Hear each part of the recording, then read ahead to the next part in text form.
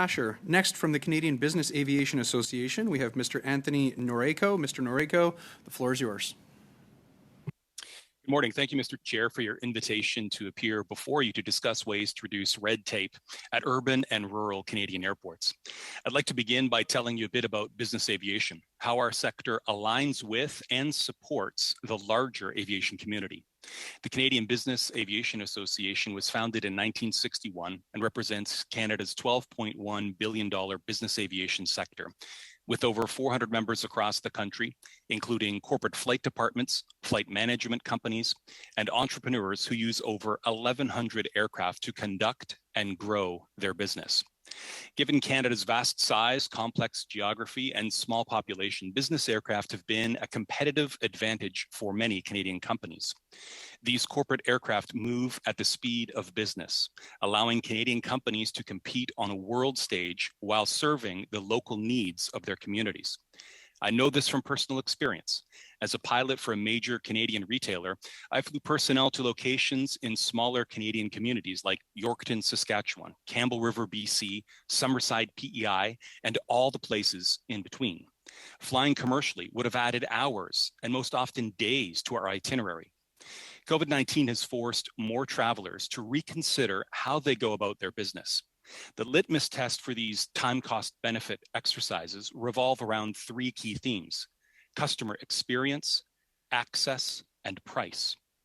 In fact, recent studies and media reports have confirmed what we already suspected. Canadian businesses are increasingly looking to business aviation, whether as charters, fractional, or full ownership, as a permanent part of their travel needs.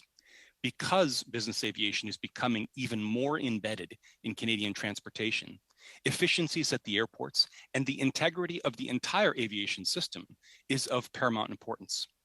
I recently published an article in the Hill Times stating Canada requires a whole of industry strategic aviation policy focusing on 6 key areas: the role that governments play, our airports, the airlines, all air operators, air navigation service providers, and last, manufacturing and maintenance. It is within this context that I would like to address cost and red tape at airports. As you know, airports are an essential part of a community's well-being. Not only do they enable passenger and cargo flights, but also deploying services such as medevac, organ donations, police services, military search and rescue, firefighting, and other life-saving activities. COVID-19 exposed a fundamental weakness of our air user pay system. It only works if there are revenue streams. With demand down by over 90% for the better part of 2 years, every partner in the airport ecosystem, including the airports themselves, NAV Canada, CBAA, CATSA, they're all struggling to rebuild capacity. Rural and urban communities face increased pressure for service restoration because of the aircraft upgauging decisions taken by the airlines. We have a long way to go before we're really recovered. For example, it may surprise you to learn that not all CBSA airport stations are open. Since we are only a few weeks away from the peak summer holiday travel, this can and will have negative implications for local tourism and trade. After 2 years of painful shutdowns, we cannot afford to lose even one room night for anyone who wants to travel to and within Canada. International business aircraft arrivals are handled differently than for commercial, but are even more problematic.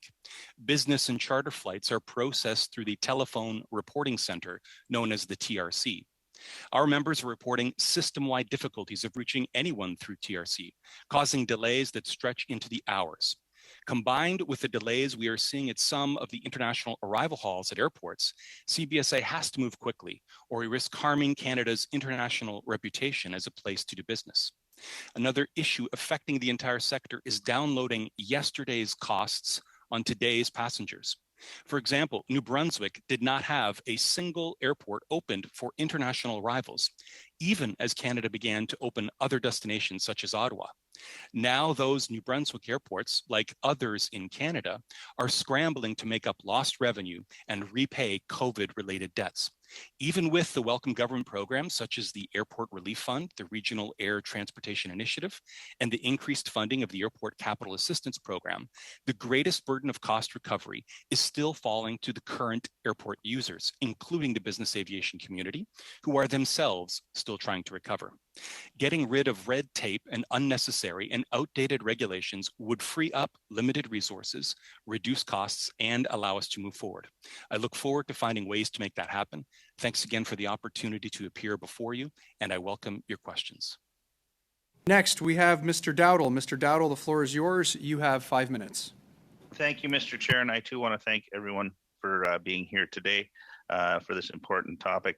I guess from what I've heard so far, I would say during all of the speakers, I guess if 2 words were to sum it up, it would be frustration and deep concern, I guess, for the industry moving forward. I thought it was a good question that earlier my colleague, Mr. Generu, had about something that could be done quickly, and I guess Ms. Basher said that, and I guess it was the COVID restrictions. But I know in my riding, I hear a lot of people from both those, from ArriveCAN and also from the COVID restrictions. They just don't want to bother going. They just, at this particular moment in time, I'm just wondering, do you think that would change the amount of people that would want to travel, number one? And number two, to everyone that's on this, one easy thing that we could do to get the industries up and running today. Yeah, and Mr. Chair, so what I would say right away is, it's timely. Canada ranks 107th for price competitiveness. The World Economic Forum did a tourism competitiveness report in 2019. Those measures were ticket taxes and airport charges. Fuel price levels were one of the areas as well. We rank 40th in promotion of travel and tourism. What's the one thing we can do? We need to take a look at the COVID measures. For instance, for rural and urban airports, in addition to the upgauging issues and the folks at PASCAN, how deeply they shared their stories, also we have to look at the impact of some of the COVID measures, and particularly there's about 4 million Canadians that cannot travel, even within the country, because they can't get aboard the aircraft. So CBSA right now, that international border is the main issue. We need to solve the integration of ArriveCAN and the recognition that not everybody that comes to Canada comes on the airlines, and we want to encourage the tourism. We want to encourage the economic engine that this country has. So definitely CBSA and the COVID measures are critical right now. Okay, that's excellent suggestion, Mr. Norejko. Thank you to all our witnesses for being here and for your very important testimony this morning. I wanted to continue with the long delays at the airports. Excuse me. And I wanted to share a personal story, and I wanted to correct, some of the comments that were made earlier when my colleague, Mr. Generu, was quoting our minister. This has received a lot of media attention, and I think it merits to be corrected. I think what our minister was trying to get at is that it's not only one issue whether there's lineups at the airports. And, to his comments that he says that perhaps the delays of rusty travelers, passengers, I can attest, having been witnessed. I was traveling from Quebec City to Ottawa 2 weekends ago, and I noticed quite a few times the CATSA representative coming to the front and saying and reminding all of us that please remember to remove the liquids from your bags if you're bringing them online, remove your electronic devices, because all of this delays the process. So I think that was the point that our minister was trying to make with his comments. Certainly, he was not trying to place the blame on the passengers. So with that in mind, I was wondering if Ms. Pasher, Mr. Guy, and Mr. Norejko would offer some comments with regard to, is Canada the only part of the world seeing long delays at the airports? And what are we seeing in other jurisdictions currently? Mr. Chair, I'd offer the comments. Right now, at least in Canada, our Trusted Traveler program, if you're a Nexus certified individual, you approach the CATSA line, you're in a fast lane and you merge with the slow traffic ahead. In other words, there is no recognition for a trusted traveler. We want to have a separate line, if you will, that recognizes and puts a risk profile to those passengers. Perhaps we can work with industry and CATSA in particular to identify, like in the US, where liquids, laptops, et cetera, there's a program. So that's on the airline side. On the commercial side, or at least with respect to the charters and business aviation, the critical issue is this: transborder trade. Our problem right now is ArriveCAN started as a public health agency of Canada tool, very, very clearly to stand up to COVID-19. As it transitions to CBSA, the challenge is this: airports across the country that facilitate trade, economic activity, everything from all across the country. Right now, the way the process works is you need to make 2 phone calls to CBSA officers. The first phone call is as the pilot in command to report who you have aboard, their declarations, et cetera, all their information. The second call needs to happen once you arrive at the destination. And the problem is that we are experiencing 2-hour delays talking to anyone. So if you want to feel the weight of the regulatory sort of infrastructure right now, it's very challenging when you come to Canada and we're going through that. So we need to quickly move to recognize that arrive can could be done in the same way. Our business aviation passengers predominantly are trusted travelers. We need to recognize and develop a risk-based approach to the interface with CBSA. Those are the things that will help us, along with CATSA, move our passengers quickly through the terminals and through our FBOs. Thank you. So, Mr. Thank Norejko. you very much, Ms. Koutrakis. Thank you, and thanks to all the witnesses who are here today and for your time and testimony. And I know some are return witnesses to the committee. So we've heard a little bit about some of the ideas that you brought forward in terms of reducing regulations and red tape that are a barrier going forward as we move on from the pandemic. Everything from caribou collision reporting regulations, I can only imagine are ridiculously cumbersome. Certainly the logic behind some of the federal vaccine mandates and the need to review those, and that the regulations are out of touch. So just amplifying on Mr. Dowdall's question, what is probably the most egregious or most cumbersome regulation or piece of red tape or barrier in your mind that should be addressed in the medium and long term by the federal government? So just for each of the witnesses. Mr. Chair, I'd add certainly on that question. Definitely the COVID regulations right now. I mean, today, the 16th sees the European Union, for instance, remove its mask mandate. Now, in totality, we understand the reasons why these things came about, but it is time now to find a way forward. Why? Because the frontline employees that interface with our passengers, think of the challenges. You go from the United States to Canada, let's say, as a transporter passenger. Down there, you don't need it. Here, you do. You can't board a flight domestically because you're not vaccinated. We need to find a way forward. That is the number one challenge. It's getting beyond COVID. Thank you. And so if I could just amplify what some of my colleagues have said, we certainly welcome written submissions on suggestions for areas of red tape or pain points or hurdles that you're facing. That helps in the construction of the recommendations and the report that comes out of the committee. So again, encourage that of all witnesses.